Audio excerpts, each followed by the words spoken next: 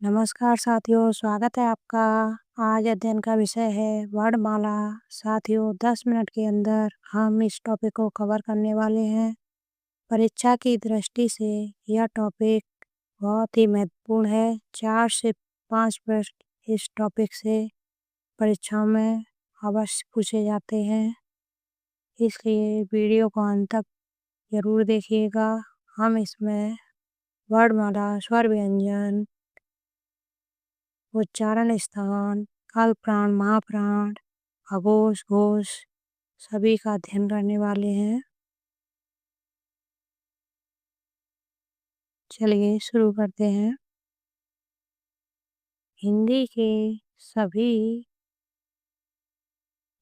के सभी वर्णों को एक समूह में लिखा जाता है। इसी समूह को वर्णमाला कहते हैं। वर्णों को 2 भागों में विभाजित किया गया है, स्वर वॉवेल्स और व्यंजन कॉन्सोनेंट। स्वर वे वर्ण जो स्वतंत्र रूप से बोले जाते हैं, उन्हें स्वर कहते हैं। स्वरों की संख्या 11 होती है।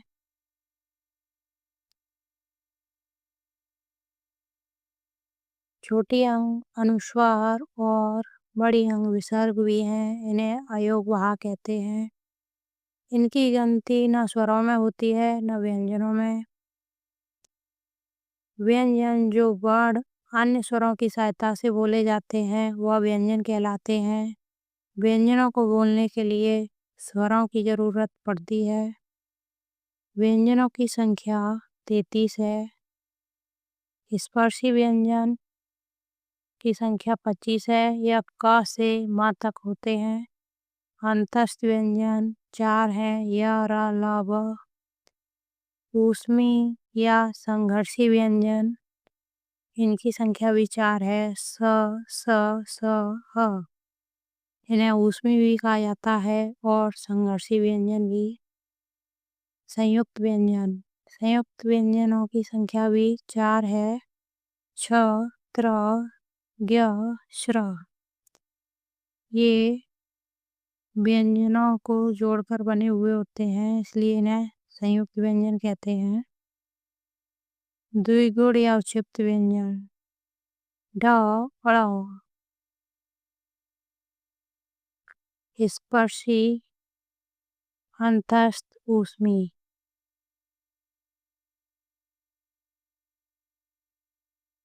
वर्ग के 5 वर्ग होते हैं स्पर्शी के। इनको निम्न भागों में बांटा गया है। कंठस्थ में आता है क, ख, ग, घ, ङ। तालव्य में आता है च वर्ग, च, छ, ज, झ, अ।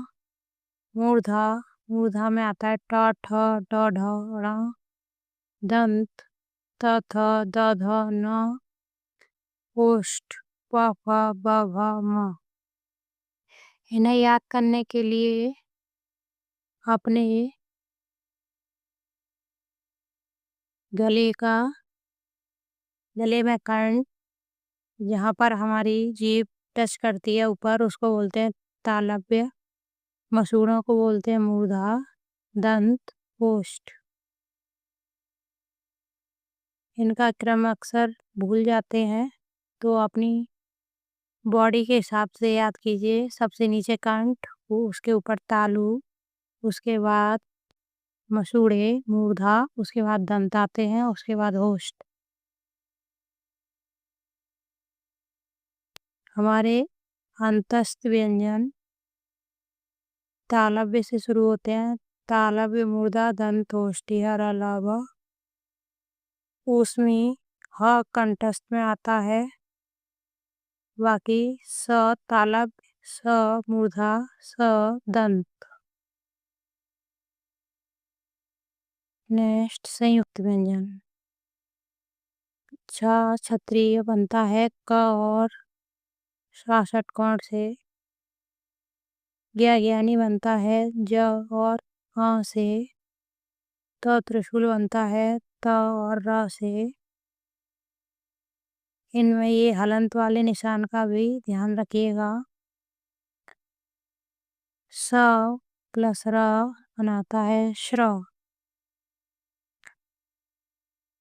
अल्प प्राण वर्ग वन क च ट त प। यहाँ पर अभी हमने दिखाया था 1 2 3 4 5 ये 5 वर्ग होते हैं जो अल्प प्राण और महाप्राण में बट जाएंगे। पहला क च ट त प पहला वर्ग। तीसरा वर्ग ग ज ड द ब। पांचवा वर्ग ड आ ण न म। ये आते हैं अल्प प्राण में। अंतस्थ यरलव और सभी स्वर अल्प प्राण में आते हैं। इनका शॉर्ट रूप हो गया 135 अंतस्थ सभी स्वर अल्प प्राण। 135 अंतस्थ सभी स्वर अल्प प्राण। महाप्राण वर्ग 2 ख छ ठ थ फ और 4 घ छ ड ध भ। ऊष्मी व्यंजन स स स ह।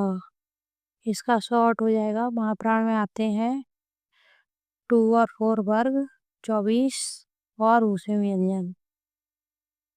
24 और ऊष्मी व्यंजन को छोड़कर सभी अल्प प्राण में आते हैं। 24 और ऊष्मी व्यंजन महाप्राण में आते हैं। अघोष अघोष वर्ग 1 क च ट त प। वर्ग 2 ख छ ठ थ प और तीनों सा। इसका शॉर्ट हो जाएगा 12 और तीनों सा।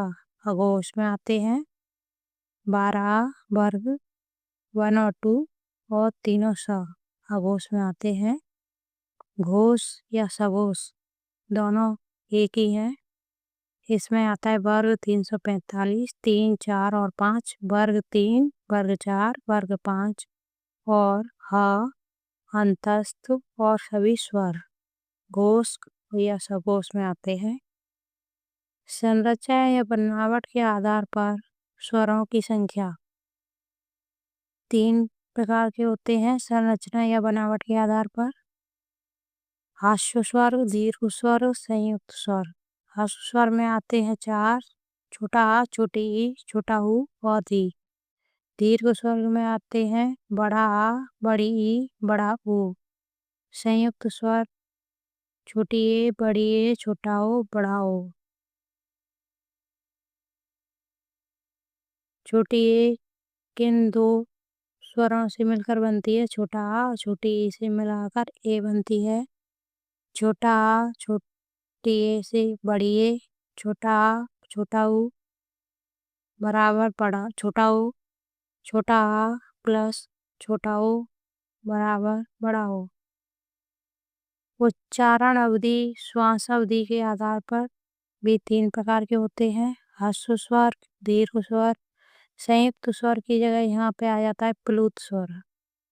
ह्रस्व स्वर वही होते हैं जो संरचना के आधार पर थे 4 छोटा आ छोटी ई छोटा ऊ री।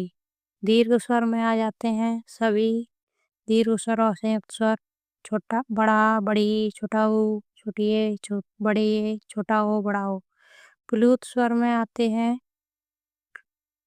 राम उस पर वर्तुल मात्रा जिसे एस टाइप में लिखा जाता है। इसमें राम को काफी लंबा बोला जाएगा रामा।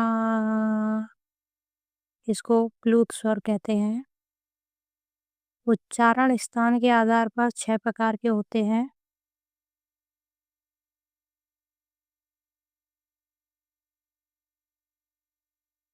कंठस्थ तालव्य होष्ठ मूर्धा कंठतालव्य कंठोष्ठ। कंठस्थ में आएंगे छोटा बड़ा तालव्य आएंगे छोटी बड़ी होष्ठ में छोटा बड़ा हो मूर्धा में री कंठतालव्य में छोटी बड़ी है कंठोष्ठ में छोटा हो बड़ा हो।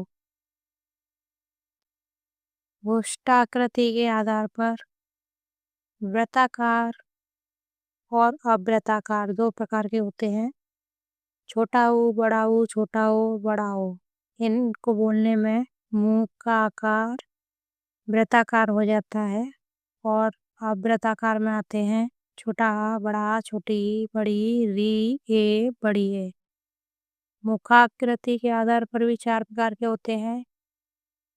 विव्रत, अर्धविव्रत, समव्रत, अर्धसमव्रत। विव्रत में आते हैं बड़ा आ और आ। अर्धविव्रत में आते हैं ए और ओ। समव्रत में छोटी ई, बड़ी ई, छोटा ऊ, बड़ा ऊ और री। अर्धसमव्रत में आते हैं अ, ए, ओ। जीवा के आधार पर 3 प्रकार के होते हैं, अग्रभाग, मध्य भाग, पश्च भाग। अग्रभाग में आती हैं दोनों ई, दोनों ए और री। मध्य भाग में केवल अ। पश्च भाग में बड़ा आ, छोटा ऊ, बड़ा ऊ, छोटा ऊ, बड़ा ओ। अयोग वाहक किन्हें कहते हैं? छोटी अंग और बड़ी अंग को। अनुस्वार अंग की बिंदी को। अनुनासिक चंद्रमा बिंदी को। निर्नुनासिक पंचम अक्षर अनुस्वार अनुनासिक को छोड़कर सभी वर्ण निर्नुनासिक होते हैं। औरस्य कौकिल्य स्वरयंत्रमुखी क और ह को कहते हैं। लुंठित या प्रकंपी र को कहते हैं। पार्श्विक ल को वात्सल्य सरलन संयुक्त श्याम जिसमें शुरुआत में आधा वर्ड आए। संपृक्त जिसमें बीच में आधा वर्ड आए। युग्मक या द्वित्व यहाँ पर एक ही वर्ड आधा और पूरा डबल आए उसे युग्मक या द्वित्व कहते हैं। जैसे कि अन्न और गन्ना। हलंत, विसर्ग, पंचम अक्षर ड, ण, न, म को कहते हैं। पाई मात्रा और वर्तुलन मात्रा। यहीं पे वर्णमाला समाप्त होती है। मिलते हैं अगली वीडियो में, तब तक के लिए नमस्कार। वीडियो पसंद आया हो तो लाइक और सब्सक्राइब कीजिएगा। धन्यवाद।